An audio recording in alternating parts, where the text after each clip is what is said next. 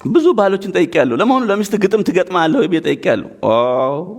እንኳን እንደዚህ አድርጊያ ጭንቅላቴ ላይ ትውጣብኝ ይላሉ አንዳንዶቹ። እና የሚገርመው ጭንቅላት ላይ ከወጣች እኮ ሰንብታለች ይላሉ። ትናንት አስተማርኩ። ሚስት ለባሏ ዘውድ ናት ይላል። ዘውድ የት ነው የሚቀመጠው? ጭንቅላት ላይ። ሶ ሺ ኢዝ ኦልሬዲ ዜር። እና እኔ ግጥም እገጥማለሁ ለሚስቴ፣ ቆንጆ ግጥም አልፎ አልፎ በሆነ በምታረገው ነገር ተነስቼ፣ ለልጆቼ በምታረገው፣ ለኔ በምታረገው ተነስቼ ግጥም። እኔ ግጥም የመግጠም ስጦታ አለኝ፣ የመግጠምና የማገጣጠም ስጦታ አለኝ እና እጠቀምበታለሁ። አንድ ቀን የገጠምኩት ግጥም ስለ አትክልት ገጠምኩ። አትክልት ብላ ነው የምትለኝ። በቃ አትክልት ጥሩ ነው ለጤንነት።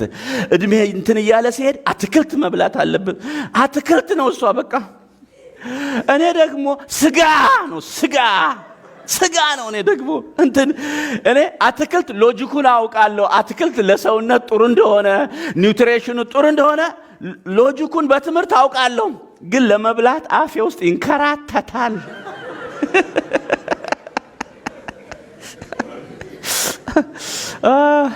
ሰሞኑን ለቤዛ ቁርጥ ሲያስቆርጠኝ ነበርና አመሰግናለሁ በጣም።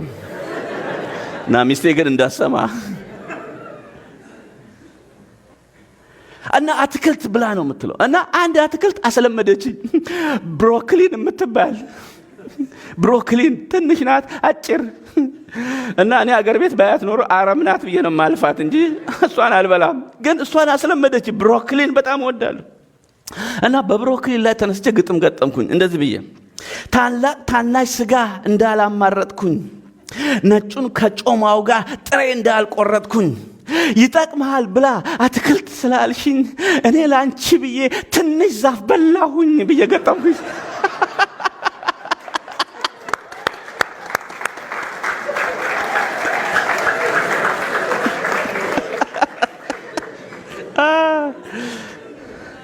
እና የዛ ቀን ጥርስ ብቻ ሆና ነው የዋለችው። በጣም የሳቀች ደስ ብሏት።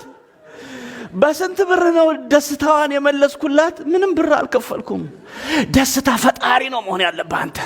አየህ፣ ስራ ለመግዛት አፕላይ፣ ስራ ለመግባት አፕላይ እንደምታረገው ኦንላይን ኑሮን ለማሸነፍ እንደምትታትረው እንደምትሮጠው ሁሉ ትዳሬን እንዴት አድርጌ ላሳምረው ማለት አለብህ በቃ።